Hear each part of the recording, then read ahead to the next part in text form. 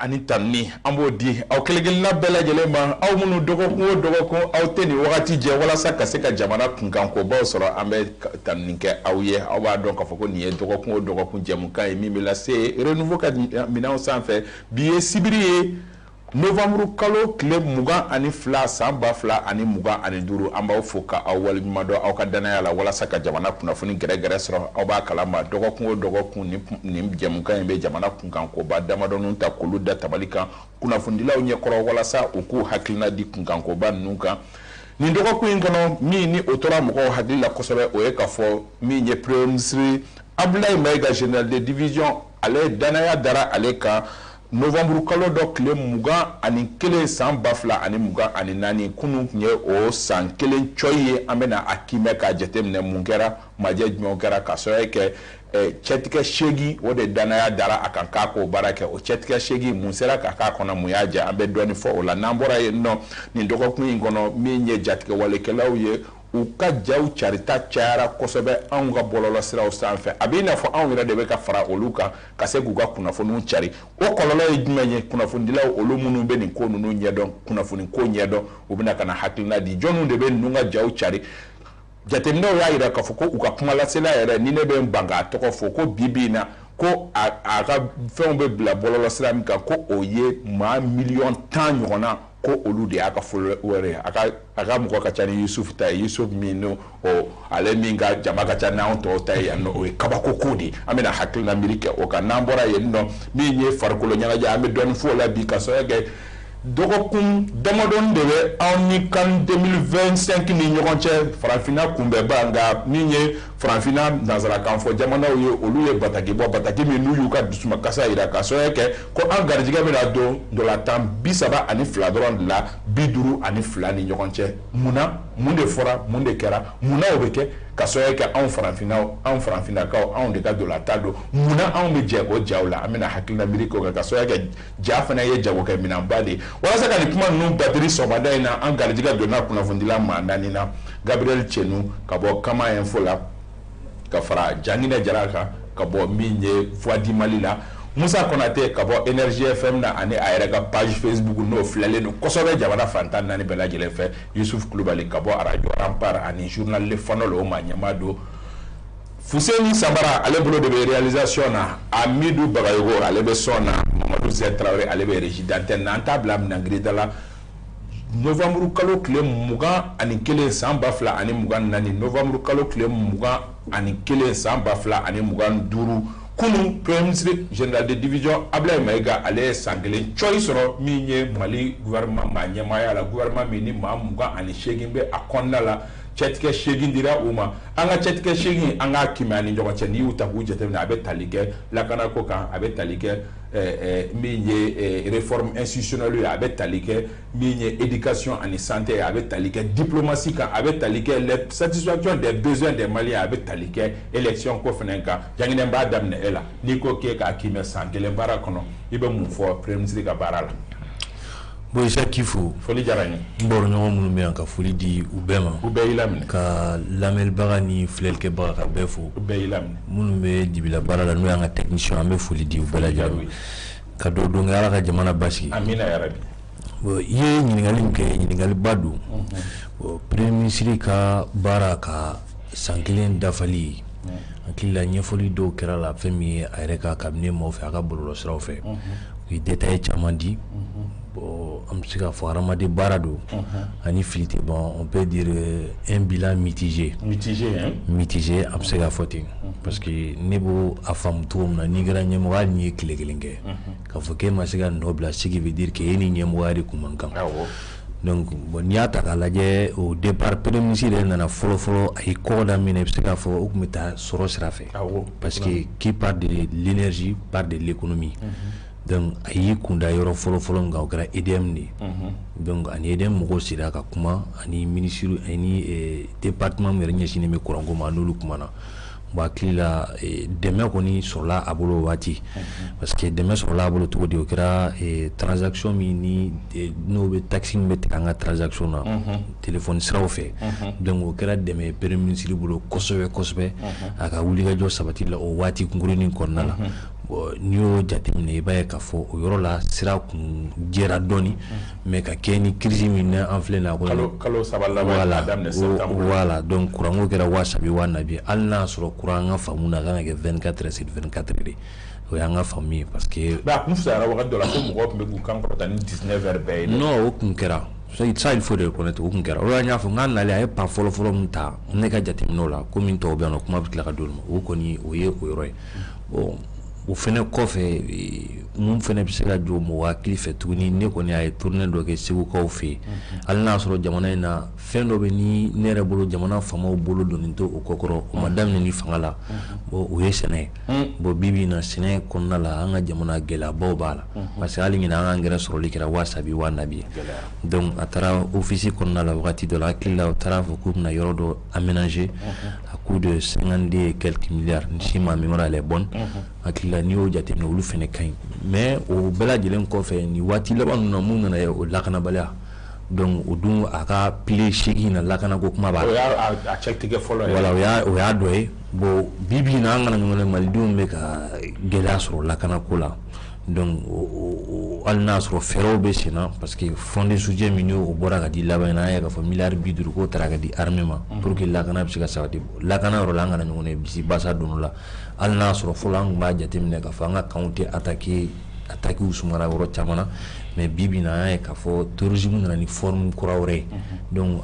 an b'a jiya k'a fɔ wari min ni a taara fond de soutien na o bɛna kɛ ka se ka an fɛnɛ k'a lajɛ ka se ka adapter u ka mode opératoire kura la gɛlɛya minnu bɛ an kan na bi bi in na bon ni bɔra o fɛnɛ la ka na ne ye majɛ min ye dɔɔni fɛnɛ a bɛ se ka kɛ o ye ne ka faamu ye o ye jamana gouvernement ka kibaruya dicogo ye waati dɔ la i b'a fɔ voilà kunnafoni ko ta fan fɛ il faut reconnaître ale de tun ye porte parole ye nka sisan kabi ale yɛrɛ ka porte parole ma sigi voilà bon o yɔrɔ la kuma caman bɛ yen i b'a ye sujet sensible dɔw bɛ na kuma la jamana kɔnɔdenw bɛ to kunnasiri la a ko kɔnɔna la kosɛbɛ kosɛbɛ ka mɛn mais hali n'a sɔrɔ ɲɛfɔliw bɛ tila ka kɛ mais a b'a sɔrɔ hakili wasi nana ka ban donc gɛlɛya don an bɛ se k'o événement dɔw yɛrɛ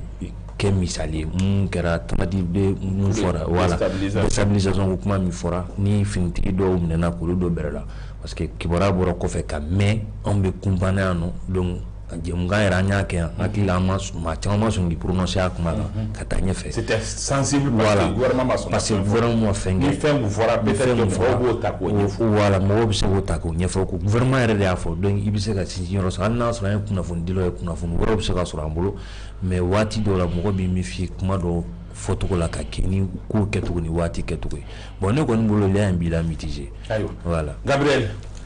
a bɛ i n'a fɔ kalo 9 ɲɔgɔnna o kɛra mais kalo 3 laban k'a daminɛ septembre ka se nin wagati laban ninnu ma gɛlɛya misɛnninw bɛ a fan bɛɛ lajɛlen a lakara ko a sɔrɔ ko a fɛn o fɛn e y'a ye cogo di n bɛ foli d'i ma fɔlɔ ka ni baro kɛ ɲɔgɔn ka foli lase cakɛda ni a ɲɛmaayaso n'a baarakɛlaw kelen-kelenna bɛɛ lajɛlen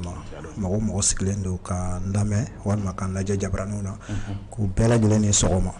ko an sira hɛrɛ la ko dali masa ka tile hɛrɛ nɔgɔya kelen-kelenna bɛɛ lajɛlen ye k'an bolo se an ɲini fɛnw ma k'an kɔ don an tiɲɛkow la ani delako nafa t'an na kaba ou bien n kana fɔ ko amina yarabi de k'a fɔ cogo ayi i sago b'o la amina yarabi kaba ko ni tilenna ka musokɔrɔba ta ni wulafɛla fɛ n'i y'a jigi k'a k'a tɔ ni taama sen na a hakili bɛ to min na o de ye k'a fɔ kabini dugu fasaden jara a b'a segin kan an ta bɛ nin ka k'o ye gɛlɛya min nan bɛ k'a kun bɔ ni kalo 2 kalo 3 laban nin na a dogolen tɛ mɔgɔ si la effortw kɛra jamana da yɛrɛ sera dɔw ma amélioration nana fɛn caman na initiative dɔw talen don mais kɛlɛ taabolo nana yɛlɛma kɛlɛ taabolo yɛlɛmana musaka minnu tun kan ka don da dɔw fɛ olu maximisera ka to o poro yɔrɔ dɔw la yaasa jamana yɛrɛ kana na dafiri n'aw b'o dakun min na c'est un peu difficile k'a fɔ ko maa minnu bɛ gouvernement ɲɛmaya la k'i bɛ a juger cogo sugu dɔw la an bɛɛ lajɛlen b'a dɔn a nakun don démagogie tɛ i jɔ n bɛ na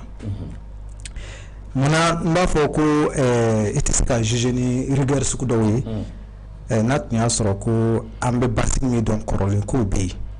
ko an bɛ ka baara kɛ o basigi kɔnɔna na mais ko kalo san 1 ɲɔgɔnna kɔfɛ ko an tɛ ka nɔ bɛrɛbɛrɛ ye an bɛ se k'a fɔ an bɛ bɔgɔlibere ta a kama. Mais jɔn kan ka anticiper ka min bɛ yen bi ka se k'o kunbɛn kaba mun kan k'o kɛ. Kaba pourquoi je dis que n ko démagogie tɛ an ni dɔw de bɛ ɲɔgɔn na an ni minnu bɛ ɲɔgɔn na u sigilen tɛ u bolo tɛ u sen kan don o don u bɛ défi kura de lancer anw ye. C'est vrai an bɛ se k'a fɔ k'an b'a dɔw anticiper mais par exemple Janginɛ da sera yɔrɔ dɔ ma n'o ye terroristes tun b'an ka camps attaquer kunun. Mais u nana ye k'a fɔ tuma o tuma n'o ye camp attaquer a tɛ diya u la u nana mun de kɛ sisan olu yɛrɛ bɛ combat éviter u ni armée cɛ u nana stratégie de falen u donna dugudenw de kan sisan o bɔlen b'o la bi bi in na les axes routiers ni sɔrɔ siraw ye minnu ye ni mɔgɔw ka nafa sɔrɔ boso siraw de ko fɛnw bɛ tɛmɛ minnu fɛ n'u bɛ se ka jamana sinsin sɔrɔ ko nasira fan fɛ u bɛ k'o attaquer o la o kɔrɔ b'a jira k'a fɔ armée kɔnɔ o kama a bɛ fɔ min ma renseignement. Très bien renseignement dɔ kɛ mais pour que renseignement ka se ka baara kɛ il faut que a ka natɔla ye cogo sugu dɔw la parce que ni ko a ka natɔla ye Mali axe routier ninnu ka ca peut-être i bɛ se k'a fɔ taji bɛ na sira minnu fɛ o dɔnnen don mais Kayi sira tun bɛ yen Sikaso sira bɛ yen mais i tɛ se ka wuli k'i bɛ t'i bon o bɛɛ lajɛlen kan i bɛ jateminɛ de kɛ fɔlɔ menace bɛ yɔrɔ jumɛn i bɛ taa baara kɛ yen kan ce qui fait que c'est à dire ni k'i bɛ a bila ta k'a lajɛ cogo sugu dɔw la i b'a ye k'a fɔ pour que jamana yɛrɛ kana na jɔ parce que laɲini y'o de ye a ka fɔ ko dɛsɛ kɛra an yɛrɛ ka wuli ɲɔgɔn kama an k'a fɔ karisa ma ɲi karisa nana kabi a donna tan a bɔra tan ainsi de suite laɲini fana y'o de ye mais jamanadenw y'o faamu c'est pourquoi peut-être an bɛ min na bi bi in na a bɛ se ka digi mɔgɔ dɔw la mais en réalité baara min bolodalen don k'an yɛrɛ coron o de barika ka bon kosɛbɛ et pour maintenir l'état en vie et de telle sorte que dɔɔni minnu bɛ sɔrɔ mɔgɔw ka se ka jɛ o la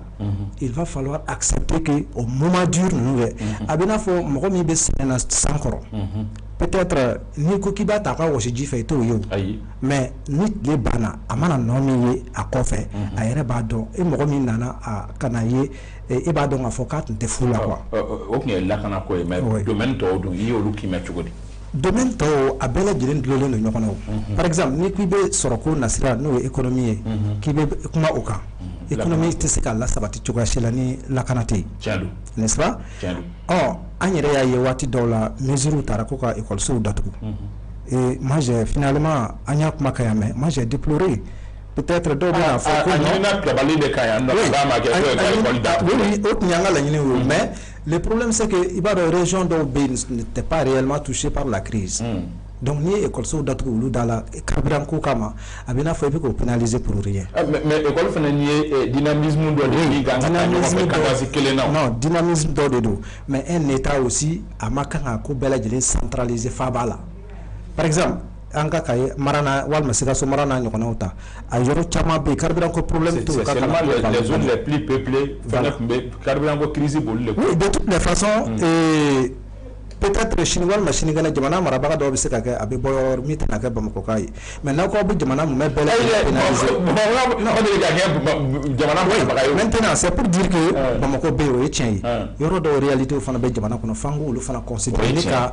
olu fana ka hakɛ fana d'u ma an kana na bɛɛ lajɛlen gosi ni bere kelen ye quoi et moi j'aurais voulu à l'époque peut-être ministre ni directeur de centre pédagogique ninnu tun ka kuma aw ka sigidaw n'a ka yɔrɔ la mun de bɛ yen est-ce que carburant ko problème n'an b'a fɛ ka décision min ta n'o de ka cours suspend est-ce que ça vaut le coup ka suspend aw ka yɔrɔ la carburant ko problème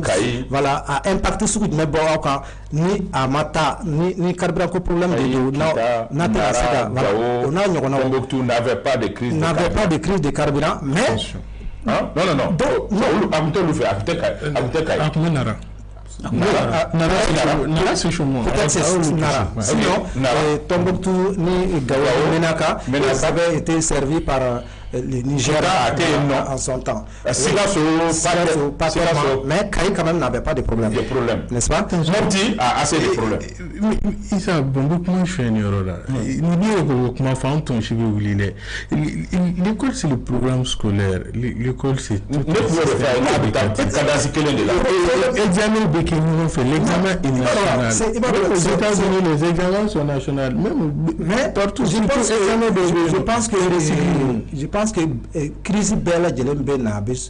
boda do fana de dit quoi. Dans une situation généralisée d'une certaine manière, c'est comme si au banindo ka réflexion poussée ka se haka dollar. Donc 15 jours minagno 15 jours donc 15 jours dans c'est ka continuer au 15 jours. Mais on veut récupérer tout par exemple les Bamako et autres. Au moins ce qu'on mais c'est un examen qui a maintenant qu'il puisse faire les examens au même moment ou pas. Je pense que le gouvernement fana tentena de ça. Est-ce que l'État a les moyens d'examen ou décaler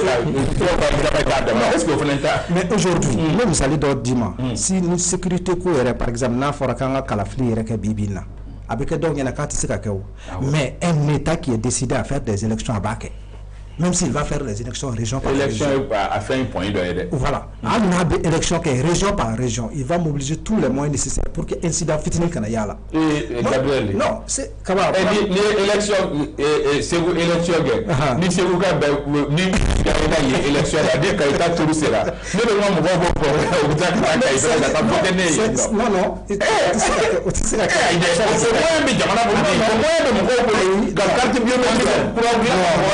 S'il te plaît, parce qu'on est dans le numérique aujourd'hui, je pense que ça va être compliqué. Mais l'élection n'est pas numérique, Gabriel. Non, mais c'est la base, c'est la base. C'est vrai que aux États-Unis, l'élection mais données faut être manipulé qui est numérique. Un État, non. Oti. Sabali. On est en bêta pour mina bibi. Et nous votera 100. Et si ça me donne une date, toi, donc numériquement, il faut voter à 600. Mais attends. Mais clairement, on va se donner les moyens. Donnez au Fanabe la fin de Kono, qui permettait de voter une année qui mène là. Je pense que défi bêta pour mina bibi là, fitness mikera, ambeka nomi. Je ne dirais pas qu'il y a beaucoup de ça, mais c'est ce que nous pouvons faire actuellement et en cas de maximiser d'offres. Donc il va féliciter. Il va féliciter. Youssouf. Non, alors dame l'ennemi mais folie qui a opéré la folie c'est une démocratie faux mais à que tu dis que que matériel ka bela meni papsini école comment faudront voilà à ka école comme c'est le truc voilà va ga kamanala et donc en colochoron na quoi c'est l'école est sensible examen va que comment faire voilà mais voilà l'école karamgo a donc par exemple ka kenyo faire dagade ali système éducatif donc il s'est mis pour le ramadan manabla dien baro barala et niko mugoma qui est bara fait que kashimanya ye galontige niko mugoma ye bara fait que abe fana nyana il va sur kumarola au ramadan balable on dit que la perfection est divine donc ramadan bara manage tout il va sur yorodobi odobenya yorodobi odobetien mais depuis premier ministre nana fangala sangele ngono ni kilinga nyana yeli emi o de ka fo premier ministre réussira yoro folo na peut-être a ya ka prédécesseur ka erreur dobe ama bio gono il a je m'explique mais il a réussi à rendre le gouvernement invisible gouvernement tigaye do anabi invisible ne veut pas dire forcément athée, mais athée.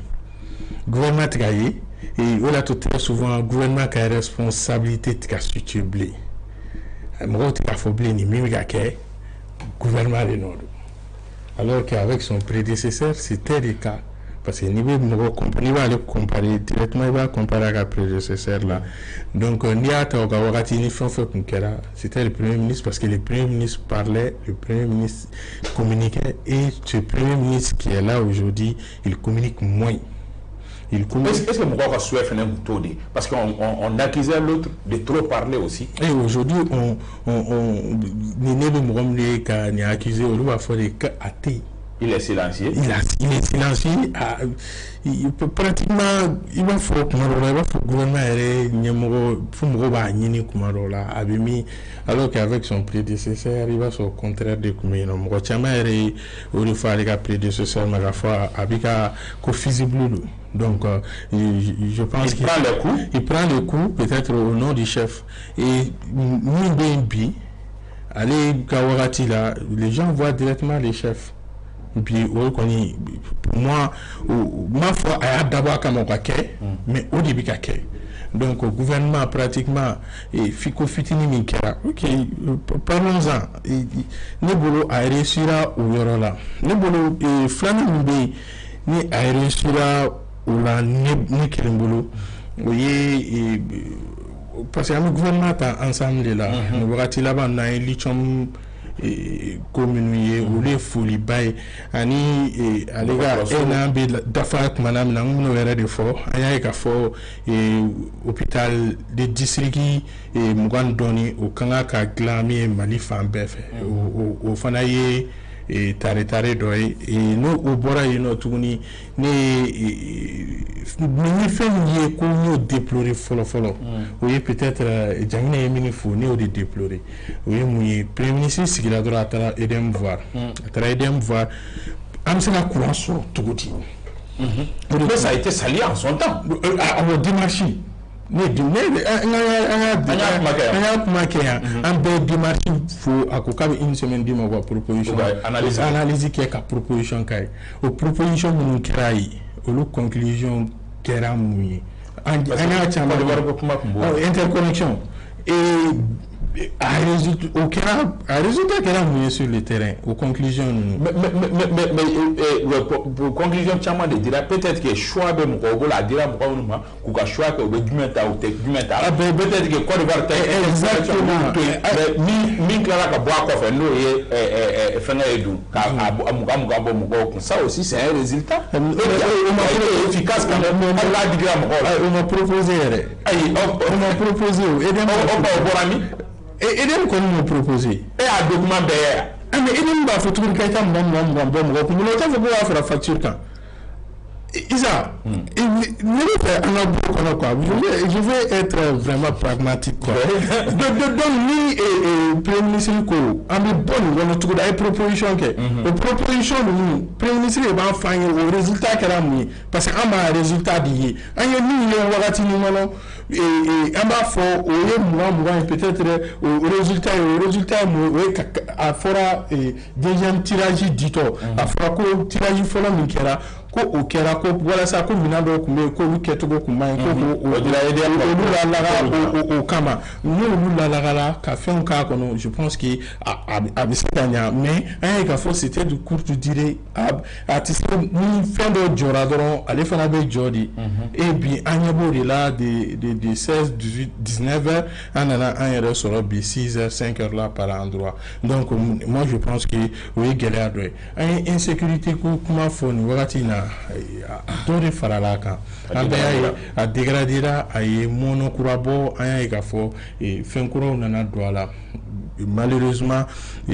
ye jamanaden bɛɛ lajɛlen de kungo ye wa an bɛɛ lajɛlen bɛ wuli fana k'o mɔgɔw kɛlɛ ɲɔgɔn fɛ de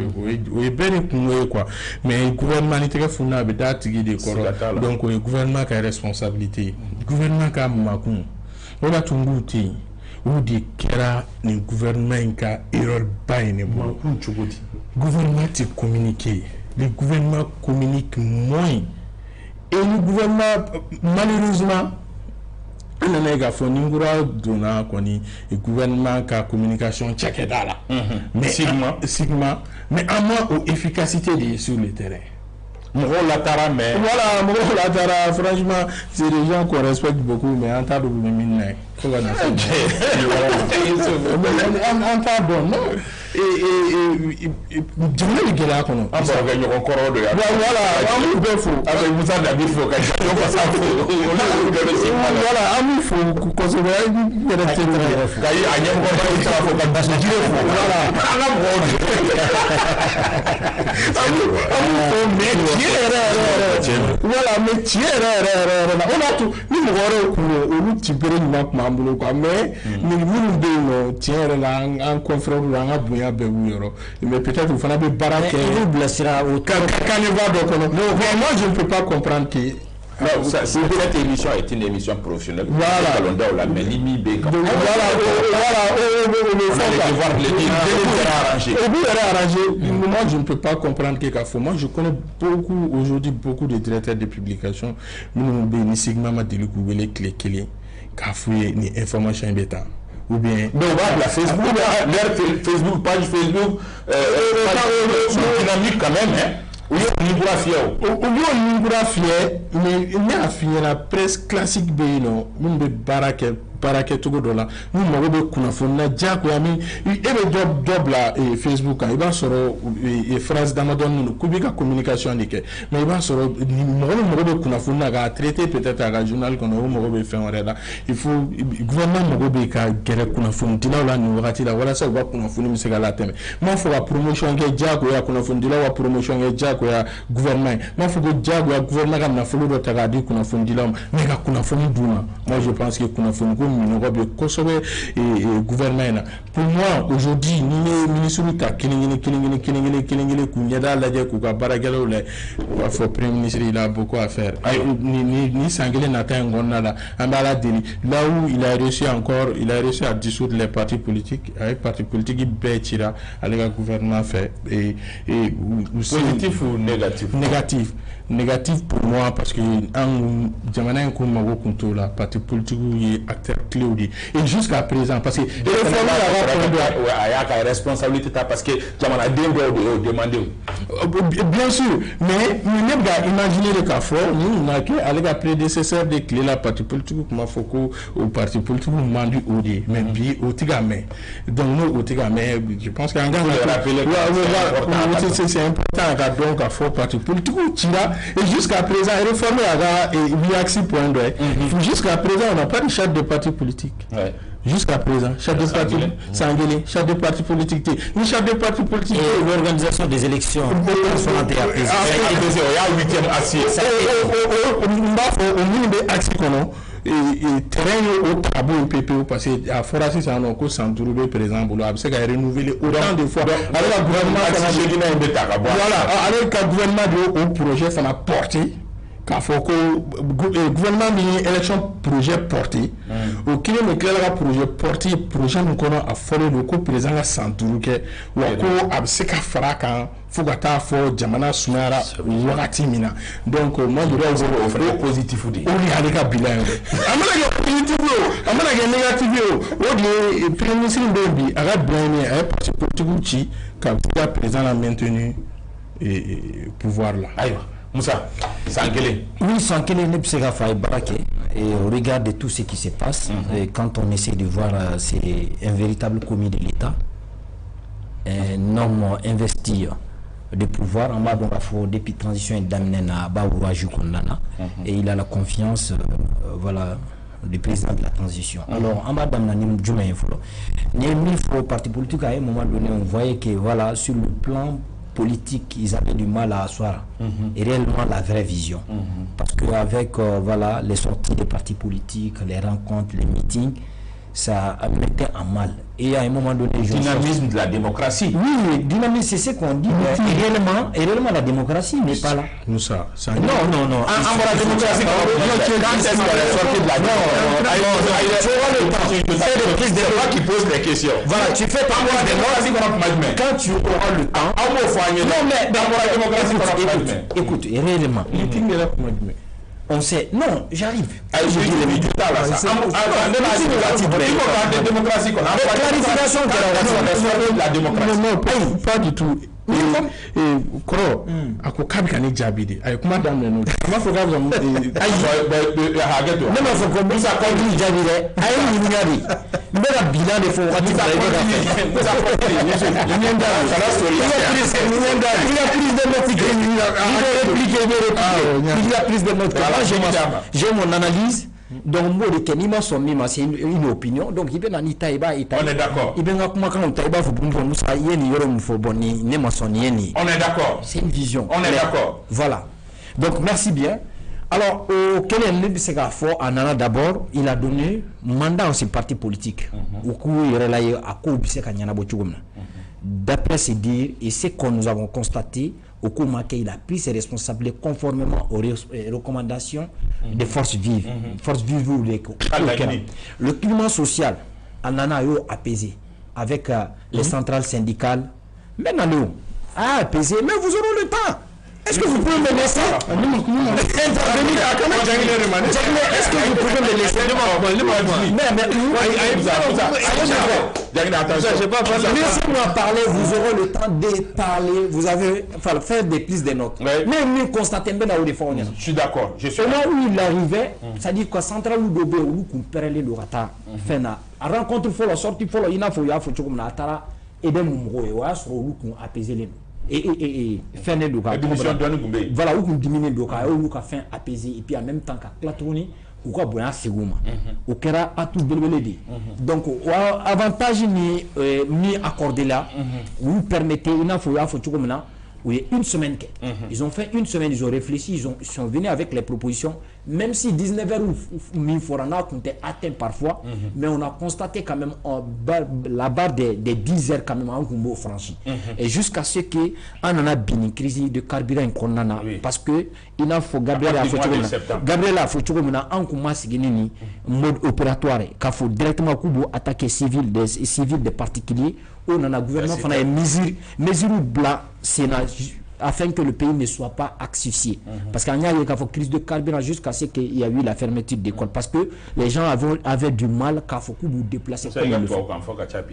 Ah,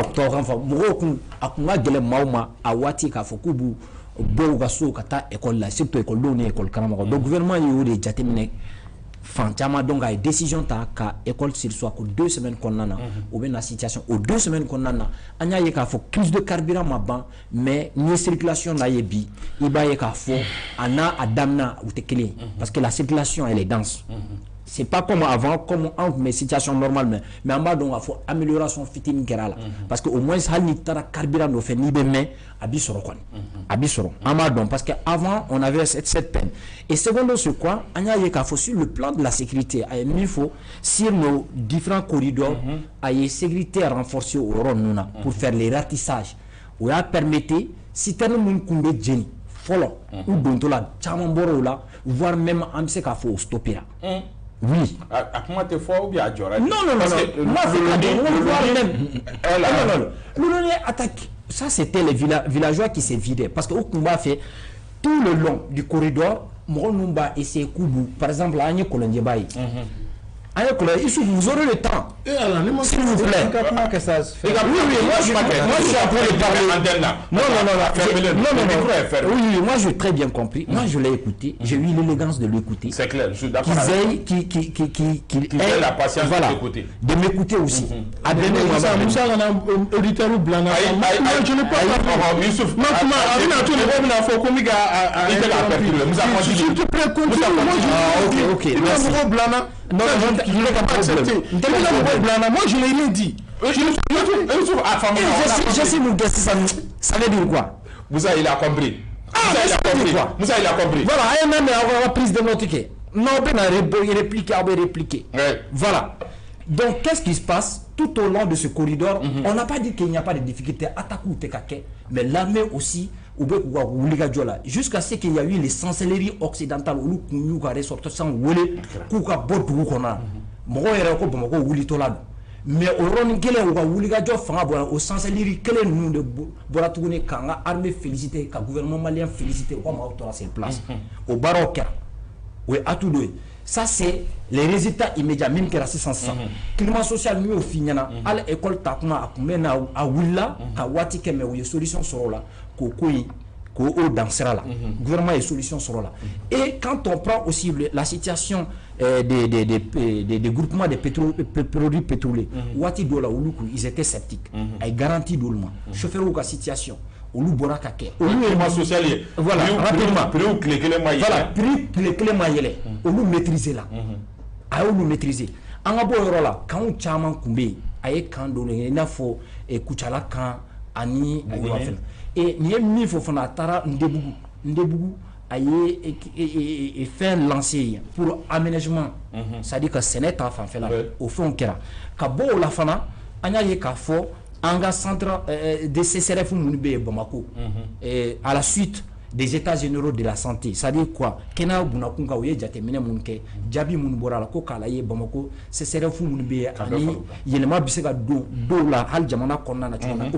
hôpital Tandourou, au lancement au Kera. Et au même moment,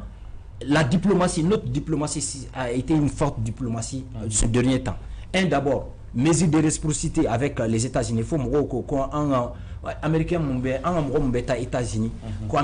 États-Unis, c'est d'accord. Voilà, mais ça ne veut pas dire que on a intérêt. Quand Américains ont intérêt, c'est Sahel qu'on a. Ou Mali là. Pour que si ou Mougo a fait un chaman là. Américains ont signé au décision là. Avec la Mauritanie, c'est la même réciprocité. Et puis on a partenaire Mounbe. Nous beka barake nous beka la souveraineté est respectée. Il faut tel que la Turquie, la Chine, la Russie, avec le salon, c'est pour montrer que le Mali est fréquentable malgré la crise sécuritaire. Donc Bamexi organisé là actuellement le salon de l'entrepreneuriat de l'AS en train de se tenir, c'est en cours. Donc au foyer à tout badi. Donc on beka yeka fort donc au baro beka ke sur ce plan. Et ensuite, on voit que, voilà, donc maintenant, du 11 au 14 novembre, voilà, donc, oui, salon, Minkera, donc, il fait un champ de quai. Donc, on sait qu'il faut sur ces différents plans, Premier ministre Baroque. Mais de là où il y a là, parce que, en coup, ce qu'il est donné, il a fait recrutement massif à Minfo sur le plan de la sécurité, 9000 hommes, et sur le plan de la militarisation, parce que, le système courant, aïe, c'est-à-dire quoi, priorité au dégager Fangoro. On sait qu'il faut au Tchouala, on en a Gela au Doula. En grosso modo, pour imprimer tout de table, on sait qu'il y a un défaut. Maintenant, la question est liée. Sangele te mène quoi? Christian Kanka Djomunga, Gabriel. Sangele est satisfera à la. Maintenant, au-delà, on a Christian Djomunga, c'est ça. Diamana Deonye, parce que souffrance, disons, on a tien fou. Bon, Nico Anga tient pour réellement pallier à tout ça, il faut que l'État prenne ses responsabilités encore, une fois de plus, en étant d'abord à l'élaboration d'un narratif. Parce que fin chama be jamanadum blalendo era sakoyala kuna foni ko bala ani fin chama ore da sako fo era de nyonyelendo et ça ce n'est pas constructif en ce moment précis. Donc faut que se fin do dana. Et deuxièmement, mesures de répression au Qatar. Parce que tant que Ambe Morodo to vous dans ce fo mikadi au bouquet nyang liberté ta dans ce qu'il faut, mettre là parce que ça fait partie des thématiques. Voilà, du deuxième sujet. Et il faut que État Kairaka focale des États quoi. État Kairaka focale des États. Parce que en de confusion de la Bibina, et ben il narratif d'obé. Au narratif à contradiction avec l'État. Aucun État a assumé en termes de communication, mais aussi en termes de répression. Par exemple, même si l'État carburant là, par exemple. On a un problème de communication d'ailleurs. Communication ya famba bele jele parce que tant que communication te kaka chokola jamana do beto kuna sirila ni kuna sira haka do la bed ba essayer ki yere blasira o blasira lu be o bla kuna foni blasira lu minu be na se ama be bosira do fe sira minu te sira jelui ce qui rentre dans le cadre de la désinformation o désinformation de betla kam bla anga jamana maraba wala on ambla la ambet laban kato waola mi yere urgence ni o yeko keta nyatena sekasi olushima nous communication rota gérer la justice la kiri ka de telle sorte que vraiment al niseti ikado ngafoni ka kuma sera skiri ka rola ko isa ilimi ka ngako be dima hakela donc au bela gilin tmenen ko fe ibaye ka fo mara yere de kanga paradigme de kanga changer quoi. Donc tant que paradigme a changé et paradigme financier a changé, il faut que l'État a contenant d'ailleurs car donc il faut c'est lui le maître du jeu. L'État a basé principe Sabaï. Au principe ça c'est sur le plan international je dirais. Ah mais ali oui accident qui jamana. Oh oui accident te ka kuma o de kan sawa ko ka fo ko Madiabola. Ça c'est vrai Madiabola. Mais un bilan positif. Non il n'y a pas mon chika ketate ka fo ko mi kan 100%. Mais ni wati chuwa o jate ne ba yi ka fo effort mi kelendo tien re la no fana kuma ke o wati la au sigle me ka mi fo peut-être autant na ka obolo. Et c'est très très intéressant ka fo ko mi be sena a bɛ ka wasa cɛ bɔ mais dɔw kan ka se ka fara a kan. Curseur kan ka ɲɛsin yɔrɔ jumɛn ma Jangine an bɛ don min na comme san 1 tɛmɛnen kɔ. Bon san 1 tɛmɛnen kɔ Isa il faut reconnaître qu'aujourd'hui ni gɛlɛya bɛ jamana kɔnɔ ni ye ne ɲininka ne b'a fɔ ko jamana ɲɛmɔgɔ kan ka mun kɛ n tɛna jaabili kɛ pour qu'on avance quoi. Maintenant o de ye ka jamana kɔnɔdenw ka fɔ ka bɛn ko sabati halisa parce que Musa yɛrɛ da bɔra ka kuma dɔ fɔ c'est très important o kɔni o kɛra an bɛɛ ɲɛ wagale ɲɛna mun kɛra généralement jamanaba minnu bɛ kɔfɛ n'u ye kibaruya jugu cari ka don an ka jamana ka tila ka ɲini k'u ka ressortissants k'u ka minɛnw cɛ ka bɔ an ka jamana kɔnɔna la hali n'a sɔrɔ a bɛ k'a fɔ cogo min na mais dɔɔni donna États-Unis da parce que an y'a ye k'a fɔ mine dɔ dir'u ma u ye mine dɔ sɔrɔ o y'o sɔrɔ fo ka tila k'a fɔ ko Mali armée bɛ terrorisme kɛlɛ to na ko c'est très bien ça veut dire que kolokuru de filila wulu kɔrɔ donc n'a y'a sɔrɔ a bɛ kuma tɔgɔ yɛlɛma donc ne b'o faamu maintenant jamana ɲɛmɔgɔ ka devoir de do Isa bi na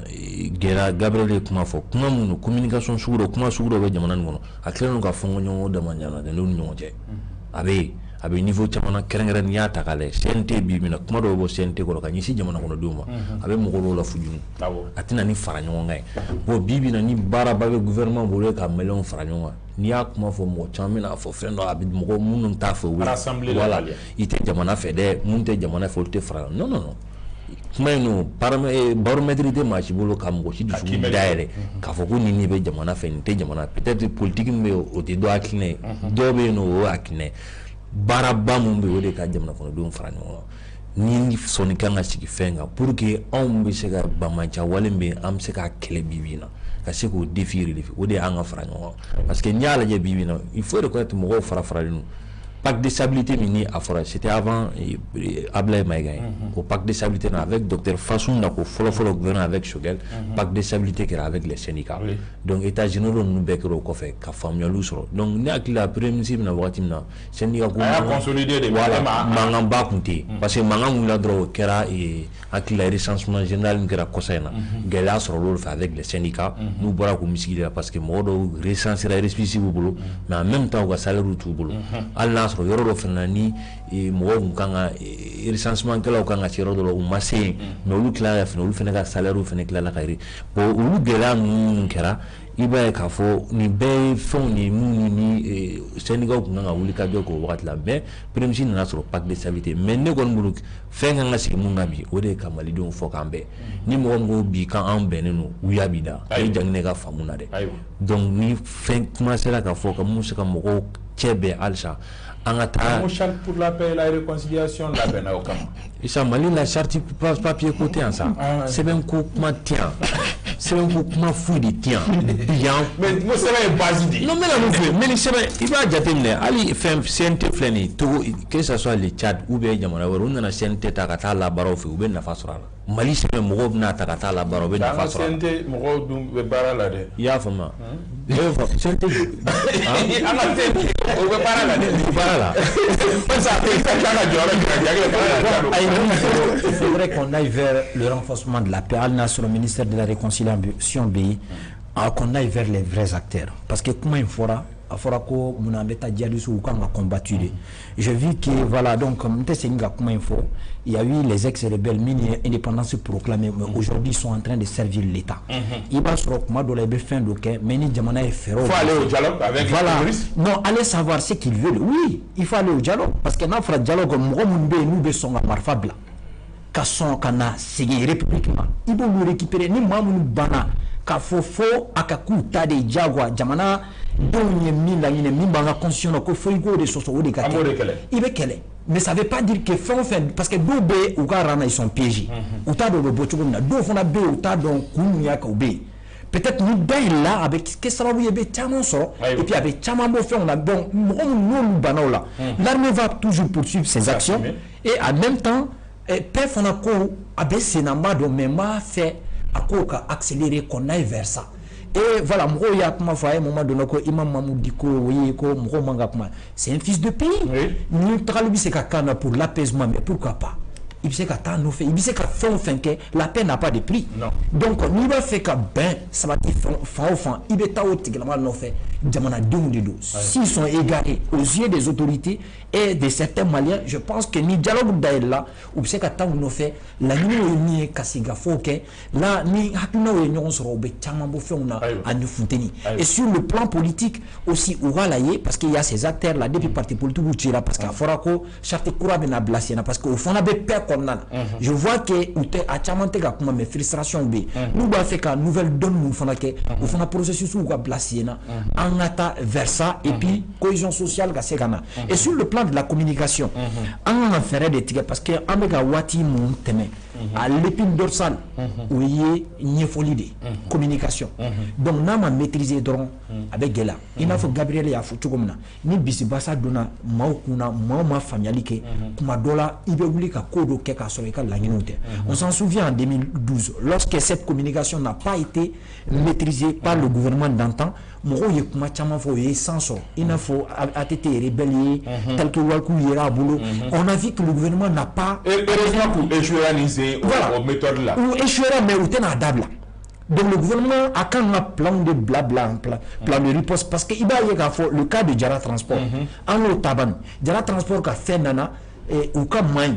au mana Jara Transport sur la cap, le gouvernement a pris du temps, il y a un cas bon. Donc maintenant, il faut riposte ou cette ou va analyser les décisions, mais comment de la nuit mort au fin qu'on a. Mais fin de développement attendant à il faut il soutient Sigma non Sigma oui Sigma c'est tout le mécanisme mais il suffit de Amadio Béou ou de faire de fond à ni parce que nous sommes dans une guerre de communication. C'est vrai. Souvent moi mon tel que par exemple les web activistes ou autres là ou de barala mais il va y avoir deux fond à pour la communication gouvernementale, c'est pas du tout évident. Donc si les mécanismes, mais ça polémique il fait mais le gouvernement jusqu'à présent on veut qu'à rencontrer Mouké, qu'à renforcer pour canaliser la communication. Voilà, caractère ou qu'on soit journaliste et web activiste et autres, c'est-à-dire parce qu'aujourd'hui il faut le reconnaître, ils ont une place, même si le domaine n'est pas cadré, il faut le reconnaître poids B. Mais le gouvernement quand on a moulé que c'est ça pour qu'au atelier bise gagner, c'est-à-dire qu'à moi fera une formation accentuée, qu'à communication canalisée, terme de référence ou quoi parce que dans la crise, il n'est pas dit que qu'à faut ni faire mouiller de repos qu'à faut. Souvent au condamné est rebolo qui veut qu'à faut gagner, il sait qu'à faut gagner. Donc voilà, donc le gouvernement doit énormément chercher parce que moi donc à faut guerre médiatique ou veut qu'à tanner pour que comme gros piscosi accentué donc nous qui a analyse voilà c'est maintenant qu'on a polémique pas fait un kera au fenêtre au RTM j'aurais mais vidéo manu j'aurais à polémique tiara mais seulement que ne fait un faire comme il faut y aller comme dit Youssouf Maoué qu'à faut au RTM nous fait un co information vraie média d'état là information institutionnelle de média d'état là qui est différente de l'information vraie. Oui c'est clair. Parce que comment il y a un dire vidéo manu là il y a un information vraie de ORTM mais information institutionnelle de ORTM qui est très différente dans un cadre précis. L'information vraie Youssouf qui sert quand madame Bibi na no bolo qui sert quand da famille gan foro oui jangné mini fo ka malien faranga ou quand que gouvernement quoi parce que ni tout ni gouvernement fait ne bo ni président en effet Bibi na fin chama be no le gouvernement bien du bilan do fana et premier ministre be aller clé la premier ministre flare mena ko bla kasola premier ministre prof là mena o fana le gaju qui sert quand da jmen le prof là bla wa ay mo fare ay ani digira bilan wala là voilà me frère me fo malon kan ga fara nyon o sira la bili ba do e moyen bi o yi kizimbe sansani o wuli sira ne bolo a wuli sira ka mo minnu bi ka sira tigana ga kuma ɲɔgɔnya sigi anu ni ɲɔgɔn cɛ wala sa sira bi se ka labila cogoya min na an ka dunu bi se ka tɛmɛ ka se ka u ta yɔrɔw lasɔrɔ min ye cogoya min na n'o bɛ tɛmɛ kumaɲɔgɔnya sira fɛ pourquoi pas n'o o kumaɲɔgɔnya in sira dɔ i b'a fɔ Musa y'a fɔ cogoya min na n'o dɔ ye ka na ni Mahamudu Diko de ye wa n'o dɔ ye ka na ka mɔgɔ wɛrɛ de ɲini wa maliyɛn ti ban maliyɛn ɲuman ti ban o n'o ye maliyɛn wɛrɛ de bɛ yen nɔ minnu bɛ se ka o baara kɛ o baara ka kɛ o ye ne ka laɲini dɔ ye pour que an bɛ crise min kɔnɔ sisan an ka se ka bɔ o crise kɔnɔ min ye cogoya min na parce que o ye gɛlɛya ye a filanan ye mun ye o ye ka maliyɛnw fara ɲɔgɔn kan sira wɛrɛ fɛ an ye chance dɔ sɔrɔ min an ka jamana diplomate kɔrɔw olu yɛrɛ jɛkulu dɔ b'u bolo jamana in kɔnɔna la yan donc u fana ka concours sollicité u k'a fɔ an bɛ se ka mun de kɛ même sur le plan international pour que ka se ka jamana ka se ka kumaɲɔgɔnya sigi tuguni ani diɲɛmɔgɔw cɛ surtout an n'an kɛrɛfɛ jamanaw ni ɲɔgɔn cɛ min ye tension minnu bɛ yen nɔ a bɛ se ka jigin min ye cogoya min na parce que ne bɛ to k'a fɔ yan nɔ kuma caman a ka gɛlɛn ni i taa kɛlɛ k'i sigiɲɔgɔn ka so ka sɔrɔ i ni a tɛ bɛn aw tɛ kuma dancɛ min b'aw ni ɲɔgɔn cɛ n'aw fila bɛɛ b'o partager ni fɛn ni jakuma ye dumuni kɛ ka so n'a taara sigi aw ni ɲɔgɔn cɛ dancɛ kan n'i ye jakuma in bon dɔrɔn i y'a bon ni fɛn min a bɛ taa bin i sigiɲɔgɔn de ka so kɔnɔ donc n'o bɛ yen nɔ surtout an ka jamana bɛ kɛlɛ de la a cɛ ka ɲi an n'an sigiɲɔgɔn jamanaw ka bɛn donc maliyɛn fɛn fɛn bɛ se k'o baara kɛ o ka kɛ ne bolo tuguni baara kan ka kɛ mun kan o ye joona joona ka charte des partis politiques kura ka se k'o élaborer o ka tɛmɛ sira jumɛn fɛ o ye ka parti politique kɔrɔ ninnu k'o rétablir ka cahier de charge dɔ d'u ma ni parti minnu ma se k'o cahier de charge in respecter olu o partiw ka dissous u yɛrɛ ma quoi aw ma se ka nin kɛ dɔrɔn aw dissoudra donc a b'a to vie politique min na o bɛɛ tɛ k'a fɔ ko o bɛɛ bɛ taa ka fanga contrôle la o i bɛ sɔrɔ parti politique caman bɛ yen hali a bɛ ci wagati min na minnu ni fanga kun bɛ kan kelen fɔ fɛn na laban ye min ye o de ye ka fɔ nin wagati in na maliyɛn dɔw bɛ yen nɔ an ɲɛfara mɔgɔ caman ma yan nɔ mɔgɔ dɔw nana ka na an ka jamana déstabiliser n'o ye les 49 militaires ou bien les 49 mercenaires parce que an ka jamana ɲɛmɔgɔw y'u wele ten officiellement an b'a fɔ ten ivoirien o min ko kɛra an ɲɛfara olu ma k'olu labila bi bi in na maa dɔw bɛ kaso la ka sababuya kɛ da la kuma ye mais mɔgɔ min ye séparation proclamée o bɛ gouvernement la bi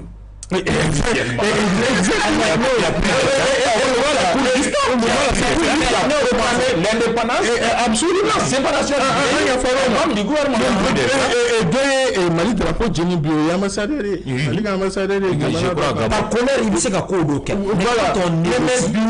bi ne bolo o mɔgɔ minnu bɛ yen m'a fɔ ni mɔgɔ min minɛna nafolo ko la m'a fɔ ni mɔgɔ min mais mɔgɔ minnu minɛna da la kuma la leader d'opinion ne bolo tiɲɛ yɛrɛ yafa ka k'u ma bɛɛ ka na jamana mago bɛ an tɔ tora fitinin min ye quoi m'a fɔ hali mɔgɔ minnu bolila n'u b'i ka jamana ci kumaw fɔ bi ne kelen ne kan to o ma quoi parce que kuma dɔw bɛ yen i mana dimi i ka jamana marabagaw kɔrɔ cogo cogo o man k'i bila dan dɔw bɛ yen i fana ni danfara fana t'olu fana ni proclamation kɛlaw ni ɲɔgɔn cɛ dɛ i ka minnu wele ko proclamation kɛlaw quelque part wagati dɔ sera u seginna k'a don temps di mɔgɔ dɔ ninnu fana ma o fana ka segin u bɛ na ne dalen d'u la k'a fɔ k'u bɛ se ka réhabiliter u bɛ segin ne dalen d'u la k'a fɔ k'u bɛ segin parce que a dɔw bɛ yen nɔ ne b'a fɔ Musa ye terme dɔ fɔ frustration bɛ caman kan minnu bɛ yen nɔ n'o o frustration ninnu wulila n'o olu bɛ se ka u yɛrɛ sɔrɔ a kɔnɔ Mali mago bɛ a den bɛɛ la nin wagati la n'an y'o bɛɛ kɛ an ka bɔ transition kɔnɔ ayiwa axe 8 ye an bɛ taa ɲɛfɛ nin dɔgɔkun in kɔnɔ mɔgɔw ye jateminɛ min kɛ o ye k'a fɔ min ye jatigɛ walekɛlaw ye u ka vidéo kɛta cayara u ka porte parole min ni aw bɛ se k'a tɔgɔ fɔ moi je me suis interdit k'a tɔgɔ fɔ n da la parce que n tɛ fɛ ka communication k'a ye mais ka fara ale ka fila kura farala ka minnu ye communication caya nin dɔgɔkun in kɔnɔ wa vidéo bɛ i b'a fɔ ko maramatigi a TikTok ni Facebook ni fɛnw sanfɛ mɔgɔw ko est ce que an yɛrɛ de tɛ ka communication kɛ a fɔra k'u ka porte parole ka page TikTok ye 10 millions de followers. Moussa, est-ce qu'on contribue à la communication des terroristes? Oui, d'une manière, inconsciemment, mais il faut le reconnaître qu'ils ont aussi des mercenaires sur les réseaux. Oui, au fond, le président français n'a pas caché ça. Et on sait que les autorités ont pointé du doigt que la France entraîne les terroristes, donne les renseignements, les matériels, ou appui fin chamana financièrement au kuma foro et jusqu'à preuve de contraire on a faut kosani na haluga chef d'état-major général a bora ka kuma ko français auquel le page TikTok ou chamamba da ele ka terrorisme ga vidéo publiée bala de façon inconsciente do be ka ke do fona be ou fona be de melon do fo mo do be ou ba ke ibora ka page TikTok mun fo si sam TikTok ne fait non avec quoi aïe à chamana iba ye ka fo a page nous suivre le malien chama fait iba sur 2 millions 3 millions de followers bado à double. Je pense que l'action de cybercriminalité n'est fana kanga bara wara diruma quoi ni ko ina pour surveiller parce que ama toro folie blanc non je ne peux pas c'est la liberté du boulot non c'est bon anga toro ba anga a blâmer be a femme ka fo lu sans vela ko fugaye donc avec la so que je pense que Minganga ke c'est déconstruire son narratif parce qu'à kera chogo aka kuma a des citoyens ou lasso à kera chogo aka kuma be mais est-ce qu'en tentant de déconstruire son narratif kuma lola anga mogodo te raison d'ama ne ou aller de mogo ko fe buka kuma fo qui ne contredisent même pas ce qu'il dit non ote na fora kika ka narratif avec kuma mu fo ka kokari o yi professionnel ou de ne manga content doron ka fo doron a donia tena adalu a jonjon tembolo ka fo comme c'est ka kuma o kokari ou bien ba fi non de ka aw me ko de kuma finyana o kan contrôler gouvernement kan ga donner au code ka barake au kan parce que cette guerre médiatique là si on fait pas attention il y a pas mal de citoyens qui contribuent à sa promotion sans pourtant se rendre compte. Sinon déconstruire son narratif il n'a faut penser ça à bora ka kuma fo en station d'obé un indexé un chauffeur indexé c'est qui montre qu'ils sont en position de faiblesse parce que ou kunga la ni est essentiel Canada. Pourquoi s'attaquer uniquement à certaines stations parce que au loube ka citoyens servi. Pourquoi s'attaquer aussi aux chauffeurs ka faut ko bonne donner la parce que mouna il y a eu un pacte là, un accord entre le gouvernement et ses chauffeurs. Ou Dombeta, où il y aurait qu'à faire un chama garantie là. Donc c'est comme si le chauffeur ou a renforcé là. Voilà, donc il y a qu'un narratif. Et puis il y aura un enfant avec Mana Faka, Kumaka, les Fire et tout. Ce qui veut dire que on fait un chama de mine de Gadigal. Et puis en même temps, plein de trucs, on a préfet, on a un gouverneur ou qu'on les décisions de Kadoula, donc empêcher, Kakaïburan sera Kadoula, donc empêcher qu'on a encore attaqué ou empêcher. Non! Impacté. Il y a donc au second monde de bêta, analyser, décrypter, mais il faut des professionnels à l'appui, même de baroque. À moins que drôme content à drôme bodron, et la bonne mais ni bon je pense que je pense que au TFF bac mine effet que si tu as un déconstruire le narratif il a faut mine que la cosanina cabal médiatique mon keranga jamana contrôle ka foko bamako bena wuli ni kelendo mamun bora ka narratif déconstruit jamana do mogo de la donc nous la femme abena ni basigi ni famu la oula mais au kafsa iga ta chwa la ebolo kibe ka kuma la kari ibiga sran ani aywa boli ni jatige ko do ma chama nzukuna kasanga na ka kuma wi Youssouf j'ai vu même rappeur d'ore donc leader ka to ko ke olula est-ce que ça contribue à renforcer ou bien à affaiblir hal ni ngo woro nu flani ngo ta donné ne kelembolo ou t'a donné ou il reste pour le combat alors que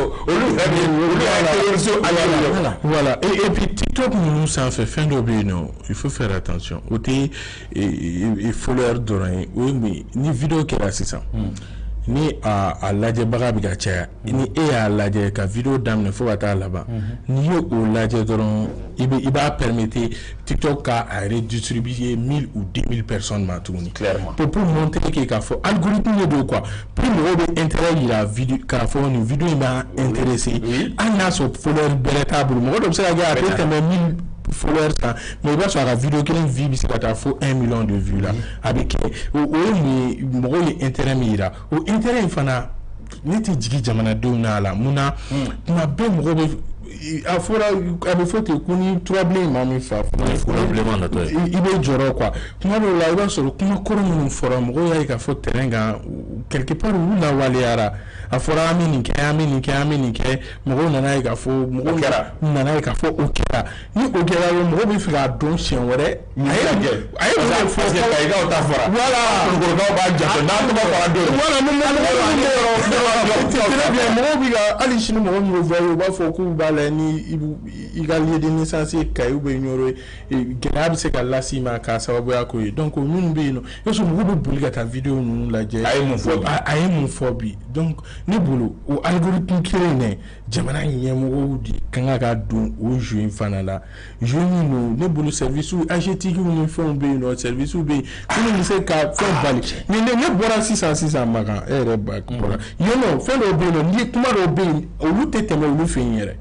i b'a sɔrɔ a donnen don algorithme kelen kɔnɔ k'a fɔ ni nin kuma in fɔra dɔrɔn par exemple ni mɔgɔ min ko ISRA dɔrɔn o kana distribuer Mali yɛrɛ territoire sanfɛ c'est possible jamana ɲɛmɔgɔw bɛ se k'o kɛ mais bi quelque part a gɛlɛyalen don quoi a gɛlɛyalen don olu yɛrɛ fana bolo ni ne bolo olu de bɛ se ka belebeleba k'a la sinon jamanadenw b'a kɛ k'u yɛrɛ hakili sigi de ne kɔni ne y'a k'o de ye mɔgɔw ka lajɛli mais pour moi fɛn min ka gɛlɛn ni nin bɛɛ ye o ye le peu qui reste pour l'état la adamadenya min bɛ yan nɔ yɛrɛ dɛ an ka se k'o de minɛ ni mɔgɔw tɛgɛ dira ɲɔgɔn ma hali ni mɔgɔw ye fɛn lajɛ hali n'a y'u ja tigɛ i b'a fɔ komi président k'an ja kana tigɛ mais hali n'a y'u ja tigɛ u jɔlen bɛ se k'a to parce que u b'a dɔn k'a fɔ ko on est soudés. I b'a faamu cogo di an yɛrɛ de bɛ ka kɛ sababu ye ka communication kɛ k'u ka jaw an bɛɛ bɛ bɔ a kalama hali n'i tɛ fɛ k'a ye i b'a ye jagoya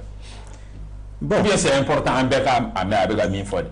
Comment nin ka gɛlɛn dɛ c'est Isa parce que i n'a fɔ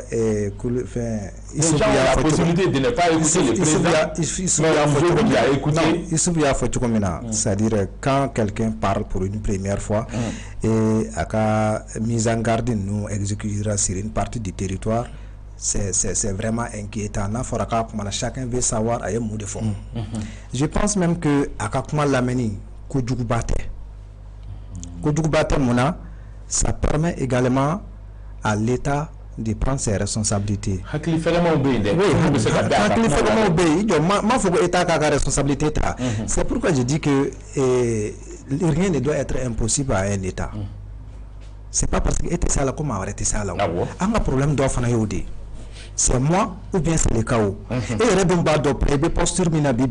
tu n'es pas la solution. Pourquoi tu ne sollicites pas des experts ou bien des gens à compétence? Je veux dire que parfois, parce que nous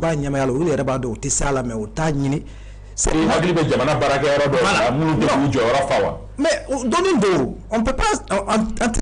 c'est vrai TikTok t'entend mais je ne dirais pas qu'on a interdit mais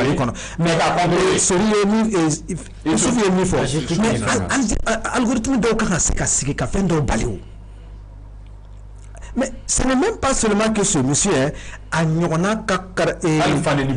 non et je veux dire que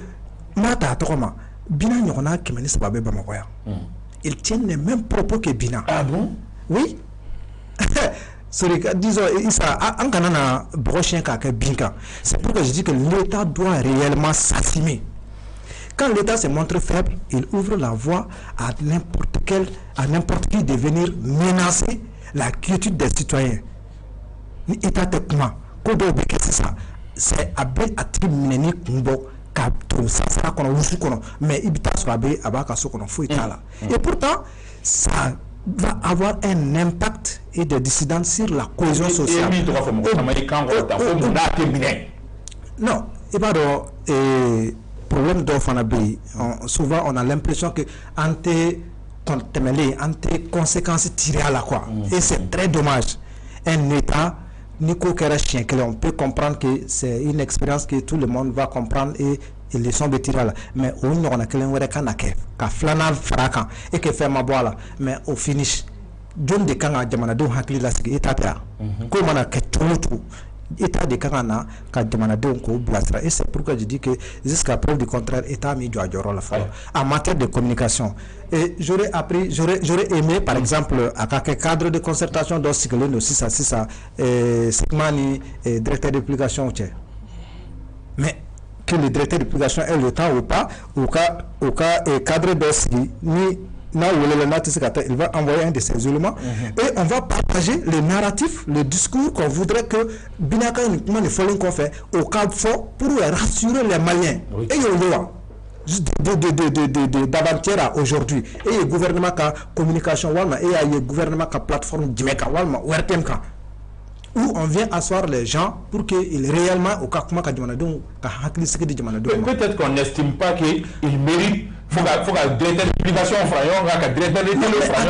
directeur de publication c'est des services de communication, même si le journalisme est l'un de la communication, mais ni jamana be kumbalana be de kan se ka concours d'ordre qui en temps de crise on sait des informations mais on fait tout le monde est soldat. Fin de fana nanado en journalisme ngolo la ka fo ko non, le journalisme ce n'est pas être au service de l'état golo flamatebaka. Parce que on a fait annuler quand il y a blanca jamana anga jamana marabako nanga jamana ka kutlena wala, alors que de l'autre côté on ferme des médias parce que tout simplement on a un narratif ni dit nous soro luka jamana ka abo luka gouvernement ka narratif contredit. Luka état ou ka responsabilité de médias ou d'atouko. Et chez nous on nous encourage à dire que non, il faut aller même si beaucoup de kalamaka donc il faut gouvernement be kami faut on ni réalité, mais est-ce que réalité faut les demander donc ce n'est pas souvent que tiens faut les madrer académie, il faut voir le pour tieni à c'est ce qu'on appelle le sensible. Sensible au conflit. Donc, c'est-à-dire, il faut savoir que non seulement ça n'est quelqu'un qu'on a fondé, et quand ton pays est en difficulté, il faudrait que Eka Donga Fo et New York a fait que Jimé Basque la Nathalie. Pour terminer, dire tout simplement que ni belle Djelen Tisseka, tant que l'État ne prend pas la rigueur de prendre des mesures de répression face à certains comportements. Tant que c'est vrai, mais le fait aussi de le publier sur sa page. Parce qu'il a publié et qu'il follower et qu'il follower do fana konona olu do ba ye olu fana ba publier parce que ya ye ka page ka jamana de diminuer do ya bloquer la page Facebook ya bloquer page ka. Et c'est là je vais peut-être rejoindre Youssouf pour dire que ni acte fait imposer, il faudrait que tu t'assures, il faudrait assumer les conséquences. Ma chite denye bibi na mo dabe ni jamana ko na anikade ni madi ya chite denye. Chacun parle en fonction de ses intérêts. Donc ne fana na nbeka posture mi ta kabeka jamana de la gauche wal maka jamana sika sin samara kono. Il faudrait que ika sigina e ka fo conséquences mi bala o de e kirika nga no mena ni ka ayire la ka fo e bi kenen do ka jamana sen o wati. L'histoire te jugera jangine en de la communication kabide. Bon ika coin mo obsaka kala trois kuma la kosbe parce que ni a parlé qui parle de terrorisme parle de piscose terrorisme la zini rete dore ka haramadi japapa ka sali ke wala yere make. Bon il suffit que marofo ka alaje ni ika garden de ganaba ka kay ou bien nyoro déjà avec j'ai mo akili ka au folie de ma boye au vidéo flé. Et puis ce qui est très grave Moussa Kumarofo c'est très important, il va sur il ne a wajiban yere ka maintenant je n'ai jamais prononcé le nom du gars ne m'a délicato ma kitala quoi mais mba mbekma mo ni kuma do mo akima ba fam quoi. Maintenant vidéo manana ke iba din me kebe la vidéo lo be vidéo bo 2 mina iba sur 30 minutes il me wore sur mon bora la vidéo kaka qu'il va décortiquer kalibna nyefo ay mon fo. C'est très difficile. Les gens qui ne savent même pas lire. C'est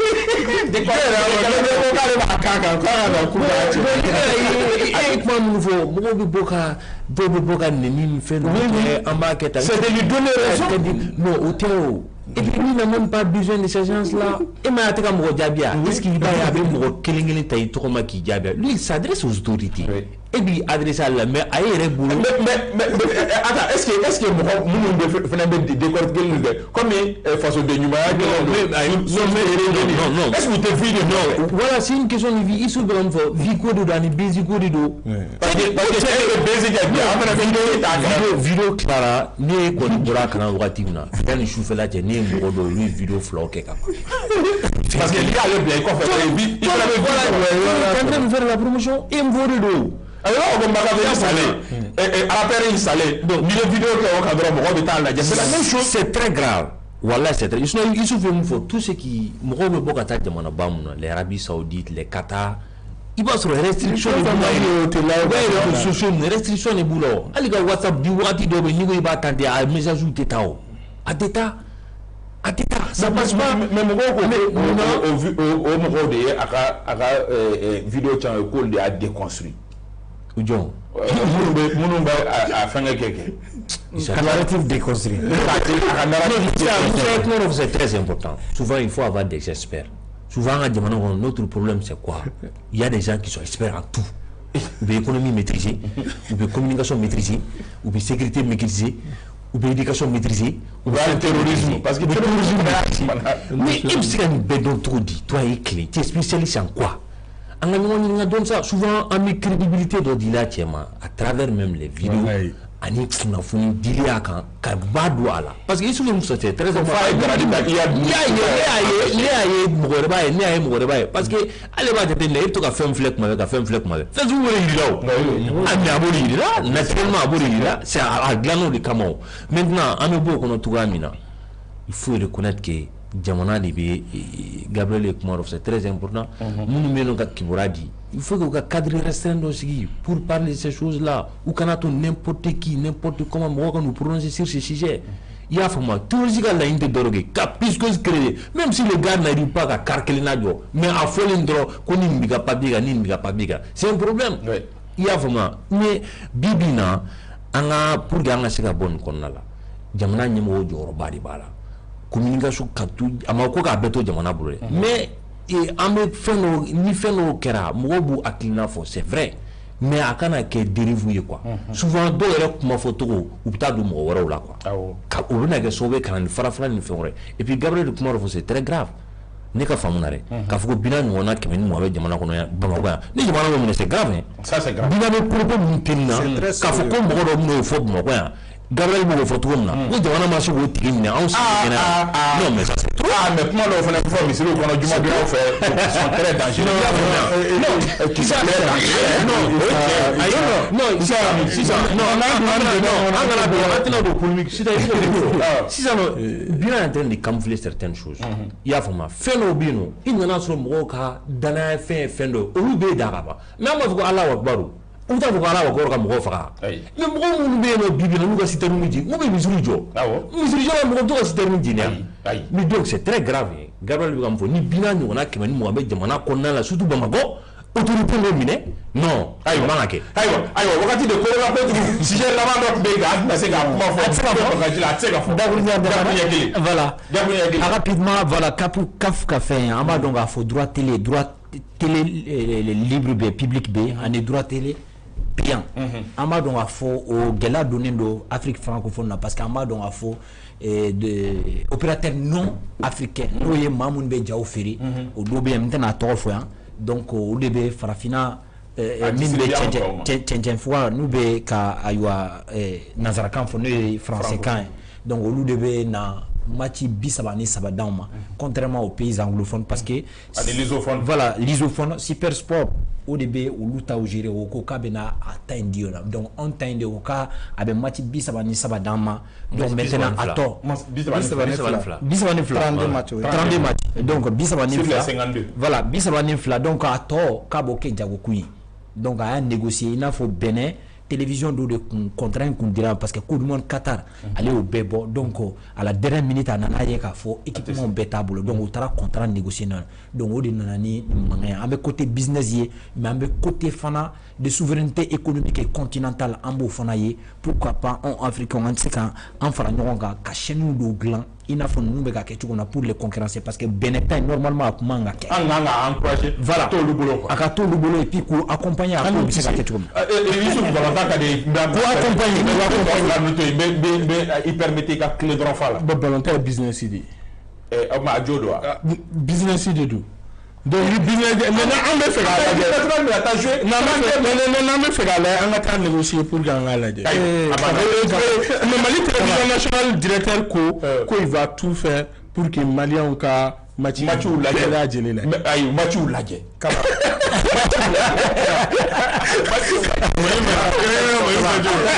attention attention